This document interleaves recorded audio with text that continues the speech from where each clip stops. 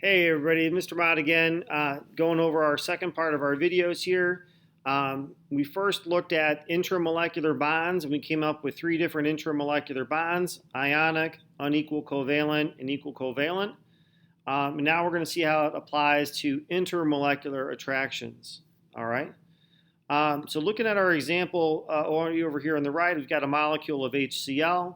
These are both nonmetals, and they're sharing the electrons unequally because they are both nonmetals, but they are different nonmetals. Chlorine gets the partial negative because it is more electronegative. It's further to the right on our periodic table. And if you need to, pause the video, take a look at the periodic table, and you'll see chlorine is way farther to the right than compared to hydrogen. So what we have is that we have this molecule with intramolecular bonds here, and these would be unequal, or sometimes called polar covalent bonds. So unequal or polar covalent. Okay.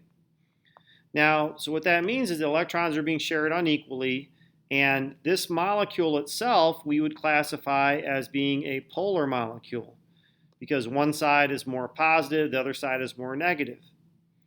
Now, when this molecule would then encounter another molecule just like itself, another HCl molecule like the one in the middle, it's going to form an intermolecular attraction.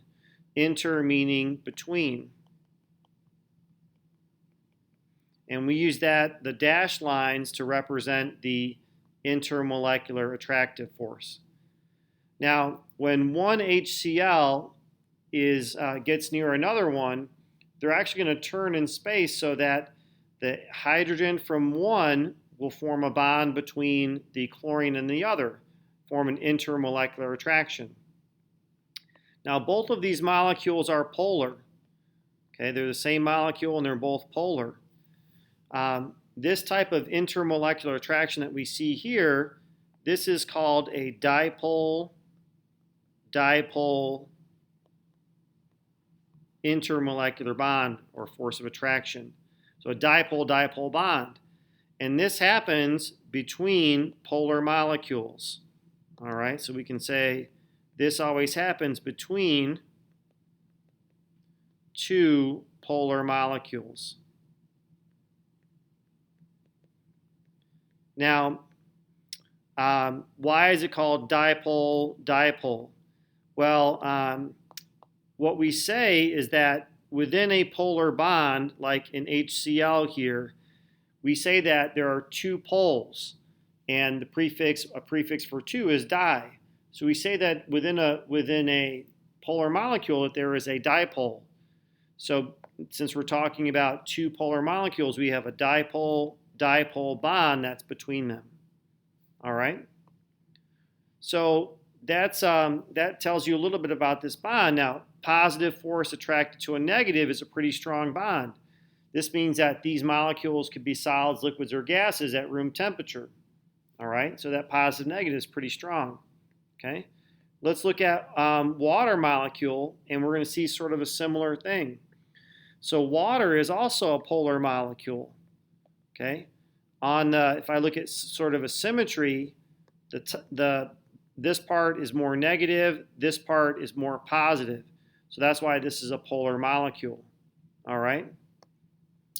And so what we have is that, again, we have two polar molecules, and because we have two polar molecules, we would call that a dipole-dipole bond.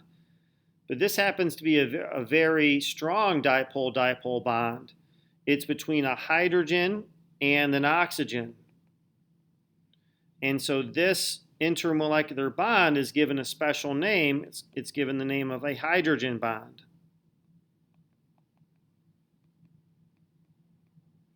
Now, and so I'll just make a note, this is a very strong dipole-dipole bond. So it is a dipole-dipole bond. It's between two polar molecules, but it happens to be an extra strong one, and therefore it's given a special name. Now, hydrogen bonds can form between a hydrogen from one molecule and either an oxygen from another one, It can happen between a hydrogen from 1 and fluorine, or hydrogen to nitrogen. So the thing to remember, notice I have the dashed lines here, just like I have in my formula or in my picture here. These lines represent intermolecular bonds. All right. Now, backing up a second, we didn't talk about why the oxygen is more negative, hydrogen is more positive here. Looking at our periodic table, oxygen is further to the right, so therefore it is more electronegative, and therefore if it's more electronegative, it gets the partial negative, and then hydrogen, meaning less electronegative, gets the partial positive. All right. So two instances where we have polar bonded to polar. One is a dipole. The other one is a special dipole, a hydrogen bond. All right.